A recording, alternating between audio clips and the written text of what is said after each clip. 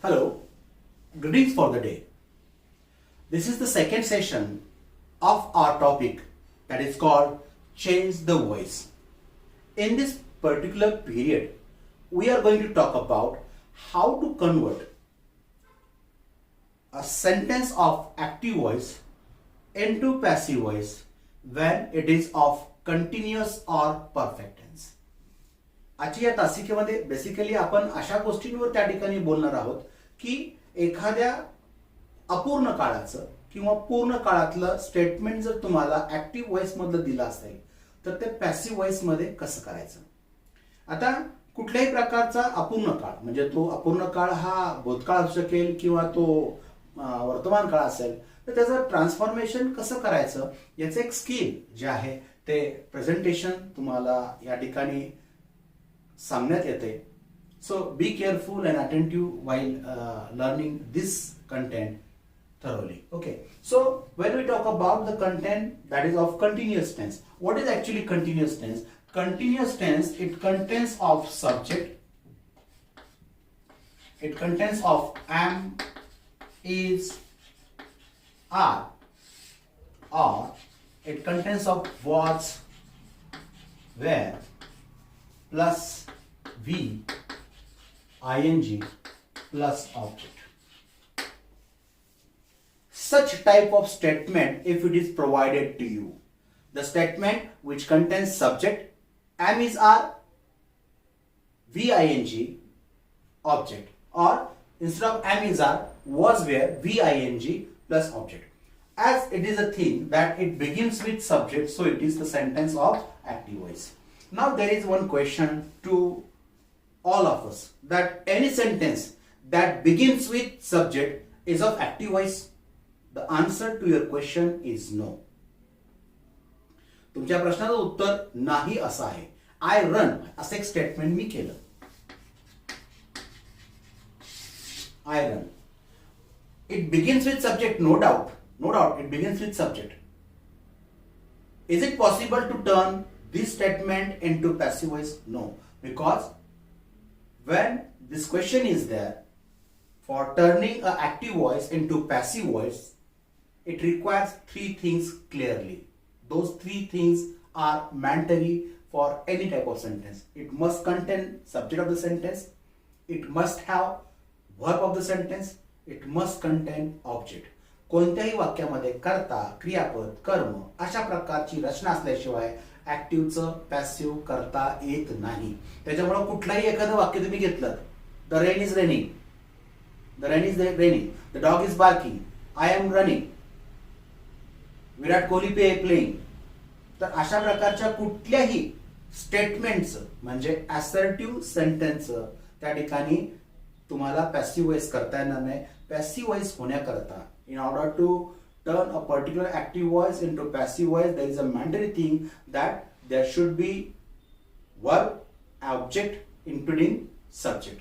या सगळ्या गोष्टी ज्यामध्ये असल्या तरच एखाद्या वाक्याचं पॅसिव्ह व्हॉइस मध्ये रूपांतर करता येतं. प्रत्येक दिलेलं वाक्य हे पॅसिव्ह व्हॉइस करताच दिलं आहे असं नाही. म्हणजे passive voice, active and passive voice, this is one of the part of grammar which talks about the formation of a sentence in a different manner. व्याकरणाचा कोणताही भाग हा बेसिकली तुम्हाला कशा करता आहे की एखादं वाक्य हे या पद्धतीने बोललेलं वाक्य ते वेगळ्या पद्धतीने मांडण्याची पद्धत ही व्याकरणामध्ये आपल्याला सांगितली जाते. त्याच्यापैकीच हा एक भाग आहे तो म्हणजे change the voice. In today session will talk about the particular thing that is what how to transform a continuous tense into passive form. Okay, आता हे ऍक्टिव्ह व्हॉइसचे सब्जेक्ट आहे, त्याच्यामध्ये ऑब्जेक्ट शेवटी आहे. याचा पॅसिव्ह व्हॉइस करण्याकरता आपल्याला कळलं पाहिजे की आपण पॅसिव्ह व्हॉइस कसं करणार. तर आपल्याला मागच्या तासिकेमध्ये आपल्याला सांगितलेले की पॅसिव्ह व्हॉइस मध्ये रूपांतर करण्याकरता एक रूल्स आहे, certain rules. What are those rules? Begin the sentence with object, use to be's proper form, use past participle of the main verb, add by to the sentence and put the subject of the sentence or made is second form if the pronoun is provided. Okay, आता हे आपल्याला सांगितले की वाक्य सुरुवात कर्माने करा, to बीचे योग्य ते रूप वापरा, त्यानंतर क्रियापद इतर रूप लिहा, बाय लिहा, कार्य द्वितीय करा, अमुक करा, तमुक करा. So many things are there, all the things are Nothing to do over here. Just keep one thing in mind. In the last period, I talk about the concept that any grammatical part of any language, it talks about it based on the concept of mathematics. Suppose in Marathi we say that what is the area of triangle, म्हणजे त्रिकोणा क्षेत्रफळ काय, तर आपण म्हणतो की 1/2 पाया गुणिले उंची म्हणजे हाईट h, बरोबर. मग समजा त्याचा पाया काय दिला असेल, मला इथं 6 दिला असेल आणि ह्याचा उंची मला काय 4 दिली असेल, मग आपण काय करणार की 1 × 6 म्हणजे इथं काय करणार आपण बेत्रिक 6 म्हणजे क्षेत्रफळ किती आलं 3 चौक 12. हे लॉजिक आहे. हे याच पद्धतीने मॅथमॅटिकल कॉन्सेप्ट मध्ये त्या व्हॅल्यूज त्या ठिकाणी टाकल्या की आपल्याला उत्तर मिळतं. किंबहुना एक साधा कॉन्सेप्ट आहे पहा, a plus b bracket square, what is the answer? Simply blindfold anybody can tell. A square plus twice ab plus b square, this is the explanation for this. A square plus twice ab, what is the answer? Blindfold any can tell without thinking. A square plus twice ab plus b square. But how it comes, that should be understood. That is what the content. Okay, हे कसं आलं हे आपल्या सगळ्यांना माहिती आहे. म्हणजे a plus b multiplied by a plus b.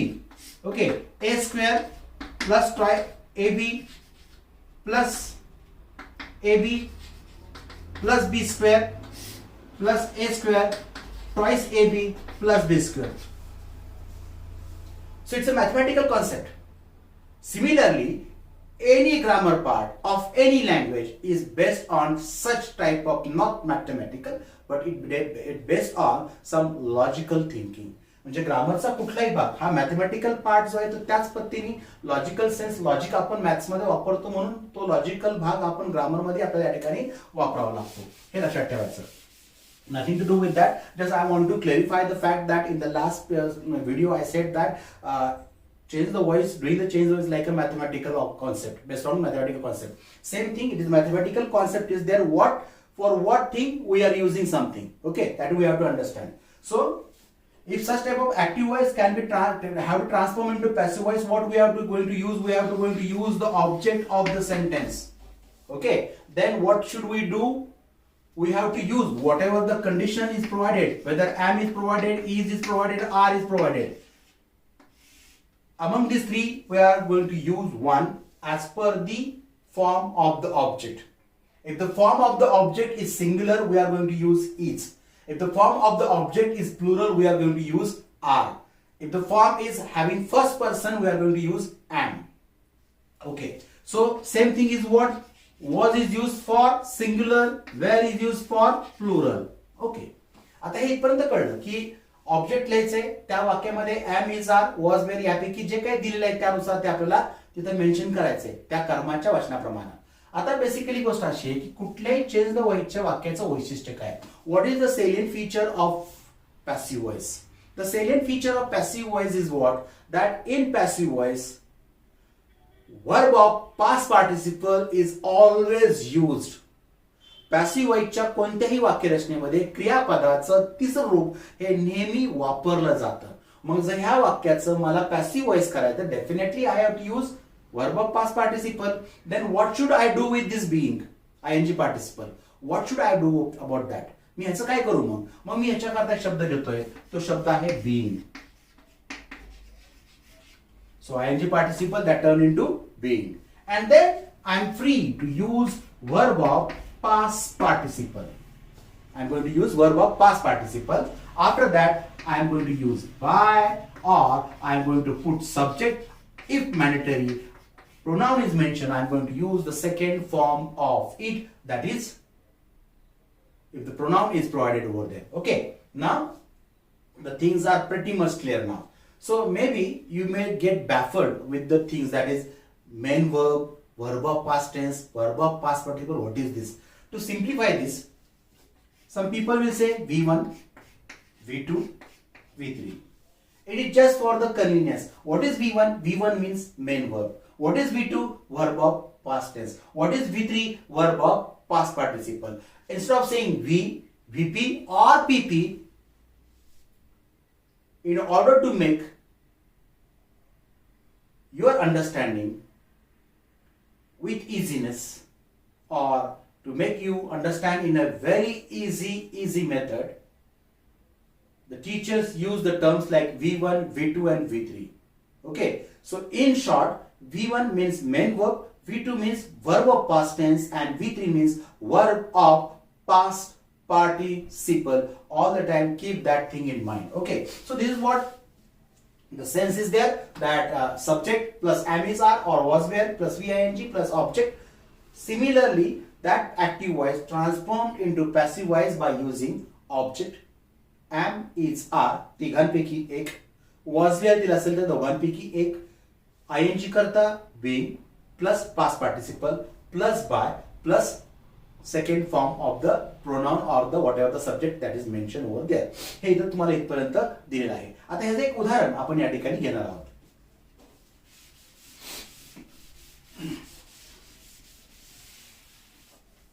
काय उदाहरण?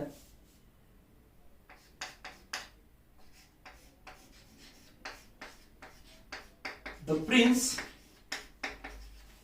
is bringing the magical sword.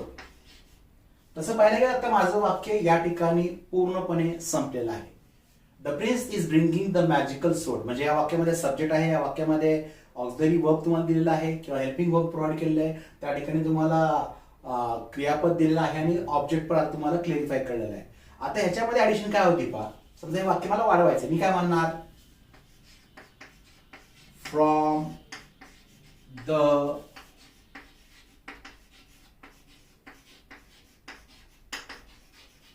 neighboring country. The prince is bringing the magical sword from the neighboring country. The prince is bringing the magical sword from the neighboring country. कुठल्याही passive voice करता एखादं statement आपल्याला करण्याकरता सांगितलं गेलं असेल तर basically आपल्या पहिल्याच ह्याच्यामध्ये आपल्याला कळायला पाहिजे की या वाक्यातलं क्रियापद काय. या वाक्यातलं क्रियापद आहे ब्रिंगिंग, पण मूळ शब्द आहे ब्रिंग. मग लगेच डोकं चालवा. डोकं काय चालणार आपलं की त्या क्रियापदाचं पहिलं रूप मेन वर्ब ब्रिंग, त्याचा verb of past tense brought, त्याचा verb of past participle brought. म्हणजे पहिली गोष्ट डोक्यात लक्षात ठेवायची की work according to mathematic concept, what are the forms of these things, main verb, verb of past tense, verb of past participle, V1, V2, V3. It doesn't matter what you say. Just keep one thing in mind. If V3 is mentioned, that is past participle.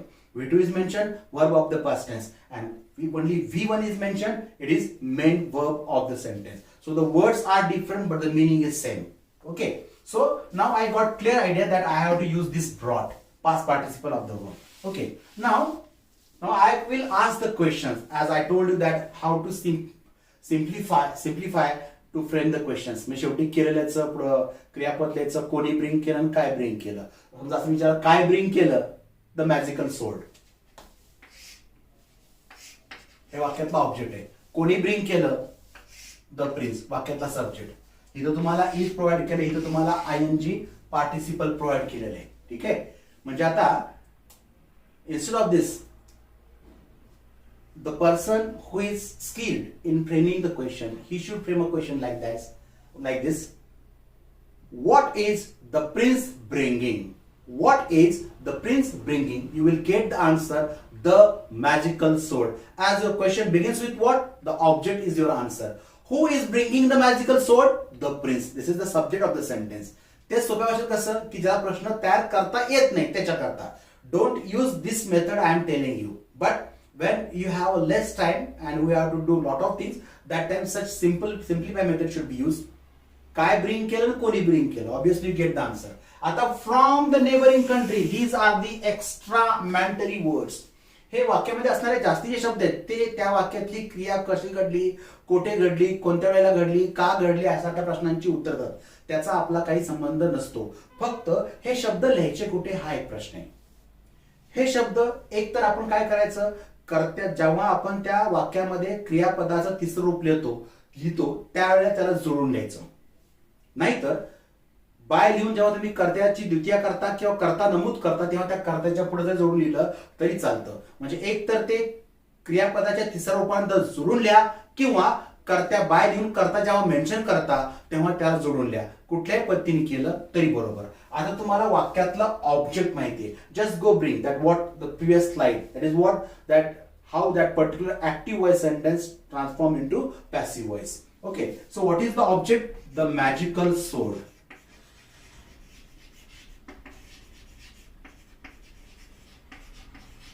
Okay, the magical sword. आता हे object मी या ठिकाणी mention केले. No doubt the object is this. Now I have to use POT. काय दिले इथं? Is दिले. म्हणजे मला एम इज आर या तिघांपैकी एकाचा उपयोग करायचा आहे. इथं समजा वॉज वेअर असतं, मी वॉज वेअरच वापरलं असतं. दोघांपैकी एक, दोन्ही नाही, दोघांपैकी एक. आता इथे इज दिले म्हणजे लक्षात ठेवायचं, इज दिले ना, am is are, concept clear. आता द मॅजिकल सोर्ड हे काय फर्स्ट पर्सन नाही, त्यामुळे एमचा प्रश्न मिटला. द मॅजिकल सोर्ड आहे का मॅजिकल सोर्ड्स आहे? तर सिंग्युलर फॉर्म आहे म्हणून इथं काय येणार? इज. ह्या आयएनजी करता शब्द येणार आहे माझा बीइंग. ह्याचा पास्ट पार्टिसिपल ब्रॉट. माझं चेंज व्हायचं वाक्य बघा. The magical sword is being brought. जास्ती शब्द कोणते म्हणजे from the neighbouring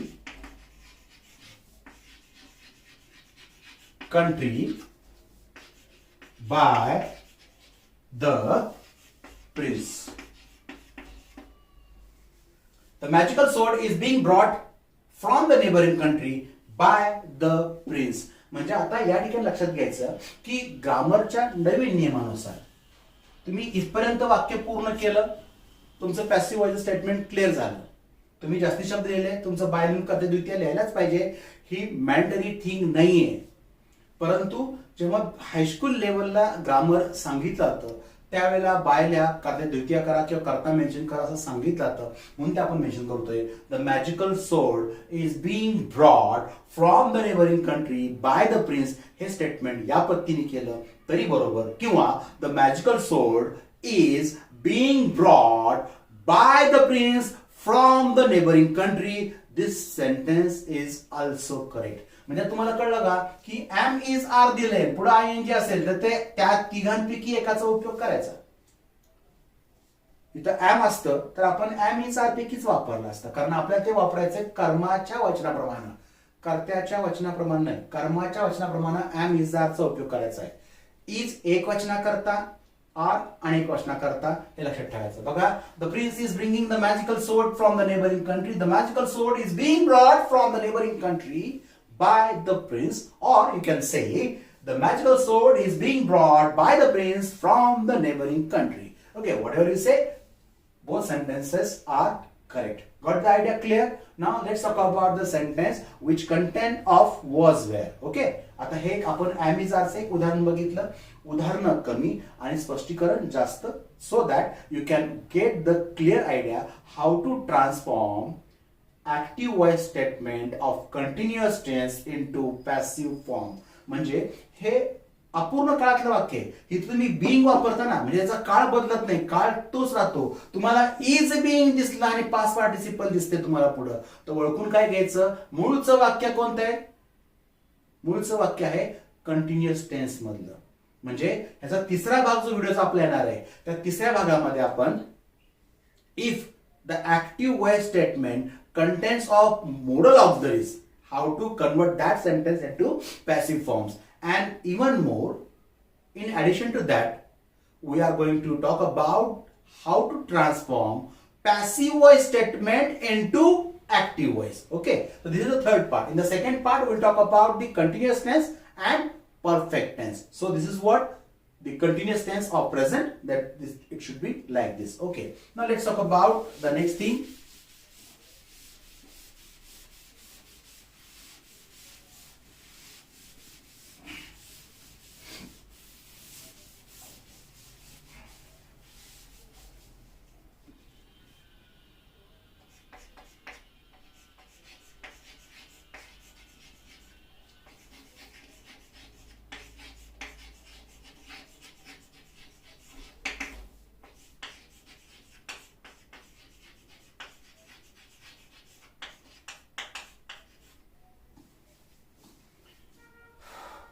Nathu was dusting the pan angrily.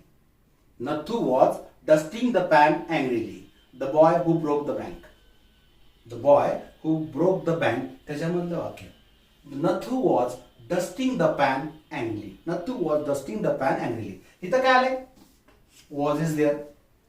ing is there. Now let's talk about dust, dusted, dusted. Keep one thing in mind. The verb that forms is past tense by taking d or ed as suffixes. It keeps its third form or past participle intact. ज्या क्रियापदाचा भूतकाळ ED किंवा D लागून होतो त्या क्रियापदाचं तिसरं रूप नेहमी तेच राहतं. हे कायम लक्षात ठेवायचं. आता बघा काय डस्ट केलं? The pan, object of the sentence. कोणी डस्ट केलं? Nathu, subject of the sentence. आता काय? Was ing. अँग्रीली हा वाक्यामध्ये असणारा जास्तीचा शब्द. मग द पॅन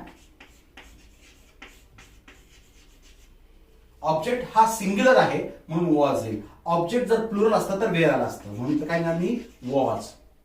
या ing करता माझ्याकडे येणार आहे being. The pan was being dusted angrily. जास्तीत शब्द लिहिला मी क्रियापदाला जोडून angrily by Nathu. One more thing that is important thing for all of us, and that thing is what? Whenever you begin the sentence with object, always keep one thing in mind, that the beginning letter of any sentence it should have capital form. तुम्ही capital form मध्ये ते लिहायचं चुकलात तुमचा अर्धा mark तिथंच cut झाला. कारण तुम्हाला सगळी उत्तरं ऑलरेडी बोर्ड प्रोव्हाइड त्या ठिकाणी करते. तुम्हाला ऑप्शन दिलेले असतात. त्या ऑप्शन पैकी तुम्हाला एक ऑप्शन फक्त चूज करायचा. तो ऑप्शन चूज करत असताना तुम्हाला हे सगळं कळलं पाहिजे की हे असं असं आहे. The pan was being dusted angrily by Nathu किंवा the pan was being dusted by Nathu angrily. काही जरी कोणत्या पद्धतीने दिलं तुमचं वाक्य झालेलं आहे. आता ह्या पद्धतीने म्हणजे तुम्हाला am is are VING, was where VING अशा प्रकारची दोनच उदाहरणं मी घेतली आहेत. पण ही दोन उदाहरणं सांगताना की त्याच्यामध्ये ते कसं करायचं याच्यावर जास्त स्पष्टीकरण देण्याचा भर या ठिकाणी मी दिलेला आहे हे लक्षात ठेवा. आता हा एक भाग या ठिकाणी संपलेला आहे. आता दुसरा भाग जो आपण या ठिकाणी बोलणार आहोत तो भाग कोणता? तो म्हणजे कुठल्याही परफेक्ट टेन्सचं कसं चेंज द वॉइस करायचं. ठीक आहे. आता परफेक्ट टेन्स म्हणजे काय असतं हे लक्षात घ्या की तुमच्या वाक्याची सुरुवात या ठिकाणी सब्जेक्टनीच होते. त्या वाक्यामध्ये इधर हॅव किंवा हॅज येतं. त्यानंतर you will get past participle of the main verb and you will get object, और that instead of have has you will get had. This what the formula of perfect tense. Have has प्रेझेंटचे form आहेत पुन्हा present perfect झाला. Had पास्टचा form आहे म्हणून तो past perfect झाला. हे इतकं सोपं आहे. म्हणजे subject plus have has plus past participle plus object plus had plus PP plus object. This is what the perfect tense. आता हे सब्जेक्टनी सुरुवात झाली म्हणून ऍक्टिव्ह वॉइस आहे. या ऍक्टिव्ह वॉइसचं पॅसिव्ह वॉइस मध्ये रूपांतर कसं करायचं? If bye fluke you get an example of perfect tense in the examination or question paper, you are provided one thing, that is what? Past participle. There is no logic to identify what is the past participle of the main verb. तुम्हाला अशा प्रकारचं वाक्य दिलं त्या ठिकाणी तुम्हाला क्रियापद स्वरूप ऑलरेडी हॅव हॅज हॅड नंतर क्रियापद स्वरूप मेन्शन केलेलं आहे. त्याच्यामुळं याचं तिसरं रूप काय असेल बरं याचा विचार अजिबात करायचा नाही. आता जेव्हा तुम्ही याचं ट्रान्सफॉर्मेशन तुम्ही पॅसिव्ह वॉइस मध्ये करणार आहात तेव्हा पॅसिव्ह वॉइस मध्ये करताना एक गोष्ट लक्षात ठेवायची. ऍज युजल तुम्हाला माहिती आहे तुमचं sentence it is going to begin with object. Then if your sentence contains of present perfect tense, if the object is plural you are going to use have. If your object is singular you are going to use has. हे P म्हणजे plural, yes म्हणजे singular. Singular object असेल तर has वापरा, plural असेल तर काय वापरा? हॅव वापरा. त्यानंतर हा ठीक आहे, हॅव हॅज वापरलं, आता पीपी लिहून टाकू डायरेक्ट, तसं चालणार नाही. कारण what is passive voice? Passive voice means what? Adding some words to the sentence that actually are not mentioned in the original sentence. तुम्ही पॅसिव्ह व्हॉइस करता म्हणजे काय करता की मूळच्या वाक्यामध्ये जे शब्द नाही आहेत ना त्या शब्दांची त्यामध्ये भर घालता. हे कायम डोक्यात ठेवायचं. म्हणून हॅव हॅज नंतर तुम्हाला लिहायचंय बीन, त्यानंतर लिहायचंय पास्ट पार्टिसिपल, त्यानंतर तुम्ही बाय लिहिणार आहात, करता लिहिणार आहात, आणि जर त्या वाक्यामध्ये सर्वनाम असेल तर सर्वनामाची द्वितीय तुम्हाला ठिकाणी करता येईल. आता या ठिकाणी समजा मूळच्या वाक्यात हॅड दिला असेल तर हॅड दिलं ना काही घाबरायचं कारण नाही. कारण ऑब्जेक्ट सिंग्युलर राहून दे प्लुरल राहून दे त्याच्याकरता हॅड हे कंपल्सरी, त्याला काही फरक पडत नाही. म्हणजे फक्त वर्तमान काळी वाक्य जर आलं हॅव हॅज तर तुम्हाला हॅव वापरायचे एक वचनाकरता, हॅज वापरायचे हॅव वापरायचे अनेक वचनाकरता, हॅज वापरायचे एक वचनाकरता, हॅड हे दोघांना लागतं. प्लस बीन एक्स्ट्रा वर्ड त्याला ऍड केला आपण बीन. जसं मगाच्या वाक्यामध्ये आपण बीन टाकलं होतं तसं आता या परफेक्ट टेन्स मध्ये तुम्हाला बीन वापरायचं आणि पुढे पास्ट पार्टिसिपल लिहायचंय आणि वाक्य लिहून पूर्ण करायचंय. Got the idea? हे कळलं का? हा फॉर्मॅट सगळ्यांनी पुन्हा एकदा नीट लक्षात ठेवा. म्हणजे सब्जेक्ट प्लस हॅव हॅज किंवा had plus PP plus object, ते सेंटेन्स ऑब्जेक्ट हॅव और has plus been plus pp by subject or second form of the pronoun or had should be there. Okay, आता ह्याच्यावरचं आपण एक उदाहरण बघू.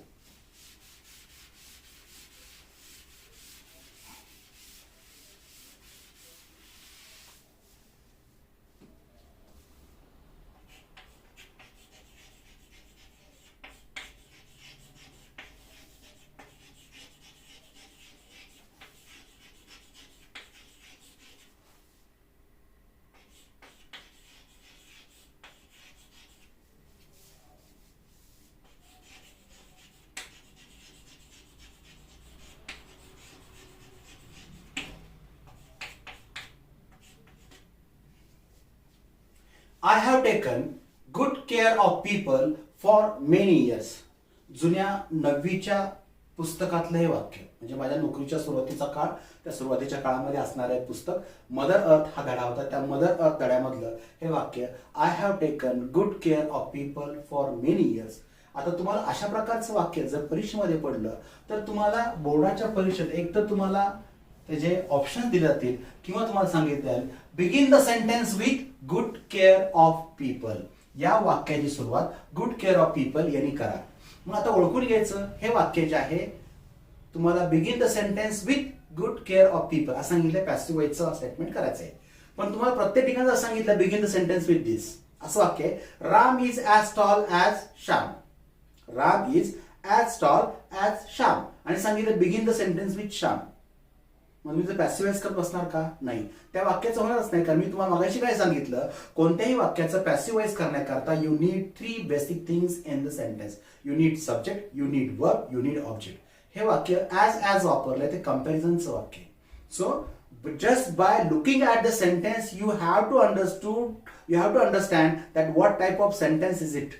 ते कशा प्रकारचं वाक्य दिलं हे आपल्याला ते कळलं पाहिजे, त्याशिवाय आपल्या शिकण्याला काही किंमत नाही. आता बघा, I have taken good care of people म्हणजे मला माहिती या वाक्यातलं क्रियापद कोणतं आहे? टेकन. मूळ शब्द टेक, पास्ट टेन्स टूक, पास्ट पार्टिसिपल टेकन. आता माझ्या डोक्यात केलं की मला पास्ट पार्टिसिपल इथं ऑलरेडी प्रोव्हाइड केलेले त्यांनी, मला काय व्हायचं करायची गरज नाहीये. आता काय टेक केलं?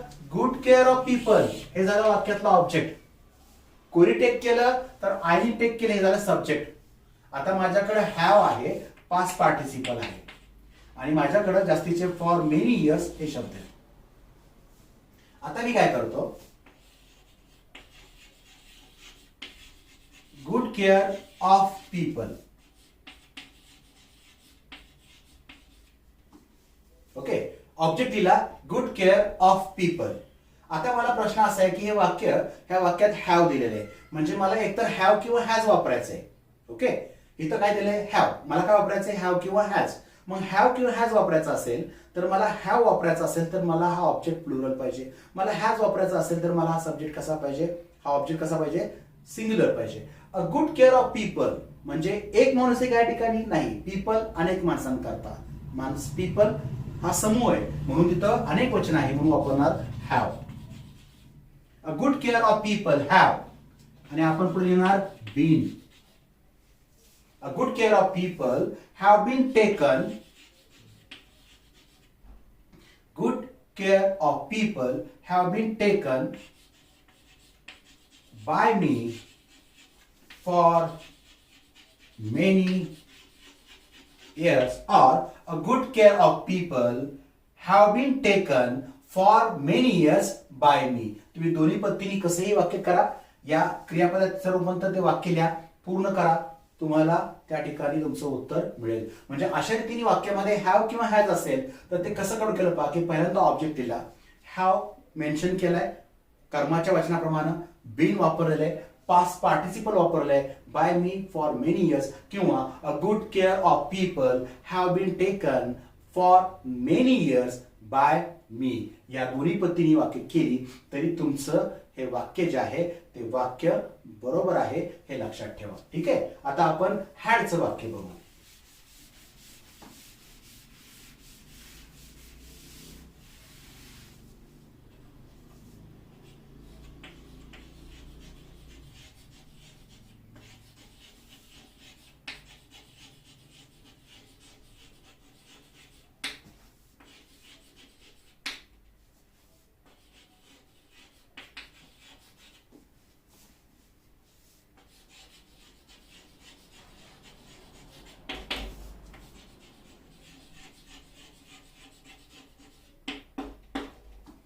Jivaka had mastered the art of finding medicine. Jivaka had mastered the art of finding medicine. आता इथं पुन्हा लक्षात घ्या, इथं तुम्हाला क्रियापद ऑलरेडी दिलेलं आहे, त्याला ईडी प्रत्यय लागलेला आहे, म्हणजे त्याचा पास्ट टेन्स आणि पास्ट पार्टिसिपल सेम राहणार. आता बघा की व्हॉट हॅड जिवाका मास्टर्ड, उत्तर मिळतं the art of finding medicine. हा एवढा मोठा ऑब्जेक्ट आहे, the art of finding medicine. Just keep one thing in your mind, that the object of the sentence may be of one word or it may be of more than two words. इथं बघा, the art of finding medicine, it contains 5 words. Okay, आता who had mastered the art of finding medicines? Jivaka, that is the subject. Now what do we have? We got had. Okay, इथं काय आलं आपल्याला? Had आलंय. हे हॅडचं वाक्य बघितलं डोक्यामध्ये ते आलं की हॅड बीन येणार आहे. लक्षात काय घ्यायचं, हॅड बीन आलंच पाहिजे, त्याशिवाय आपलं पॅसिव्ह व्हॉइसचं वाक्य होणार नाही. मग हे वाक्य बघा, the art of finding medicine. मी वाक्यामधला ऑब्जेक्ट जो आहे तो ऑब्जेक्ट या ठिकाणी नमूद करा, the art of finding medicine. Had दिलेला आहे, तिथं मला काय विचार करायचा आहे म्हणून मी हॅड लगेच लिहून टाकला, वाक्यामध्ये मी बीन टाकून दिलं. इथं कुठल्याही परफेक्ट टेन्स मध्ये क्रियापदाचा भूतकाळ न देता क्रियापदाचं तिसरं रूप दिलं जातं, म्हणून त्याचं तिसरं रूप जे आहे मास्टर्ड ॲज इट इज कायम. The art of finding medicine had been mastered. वाक्यामध्ये जास्ती शब्द नाही आहेत त्यामुळे काय प्रश्न नाहीये, आणि नंतर करता Jivaka. Okay, the art of finding medicine had been mastered by Jivaka. म्हणजे आता हे वाक्य, आता बघा आजच्या या तासिकेमध्ये what you learn 2 things, how to transform active voice of continuous tense into passive form, and how to transform perfect tense of active voice into passive form. हे 2 गोष्टी तुम्हाला आज या ठिकाणी सांगत आल्या. म्हणजे तुम्हाला नंबर ऑफ एक्झाम्पल्स या ठिकाणी, काही एक्झाम्पल्स तुम्हाला मी या ठिकाणी प्रॅक्टिस करत देतोय. Jivaka had mastered the art of finding medicine. The art of finding medicine had been mastered by Jivaka. तुमच्या प्रॅक्टिस करता ही 2-4 वाक्य तुम्ही लिहून घ्या आणि ती तुमच्या घरी तुम्ही नंतर पूर्ण करून मला दाखवा. ठीक आहे.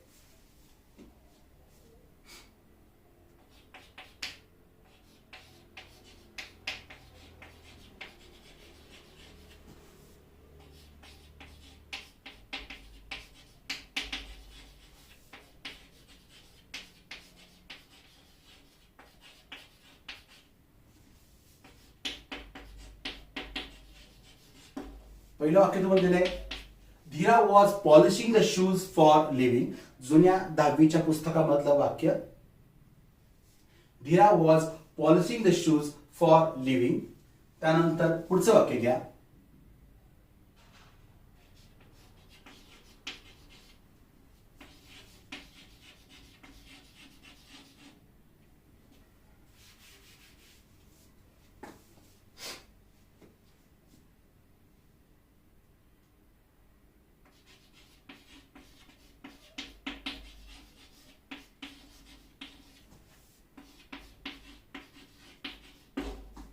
I am mocking the clown. सोपं वाक्य दिलेलं आहे.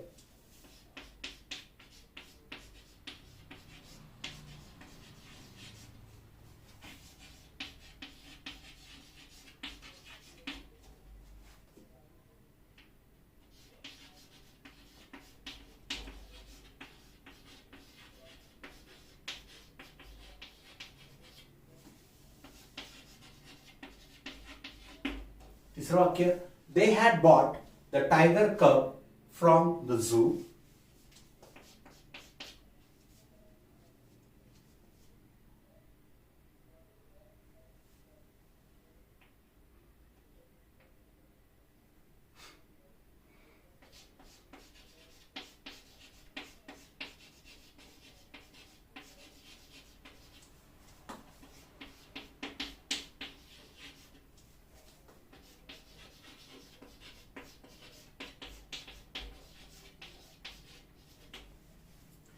शेवटचं वाक्य, the tall man has killed 20 tigers. So these are the some examples for your practice. So in today's session we talked about so many things. This is the second part of our video. In the third part of the video we will talk about that how to transform active voice of modal auxiliaries into passive form, and most importantly we are going to learn one difficult task, that how to transform passive voice to active voice. Okay, so for this today's session we are going to stop over here. So allow me to take your leave. All the best for your studies. Do your best for all the time. Thank you very much.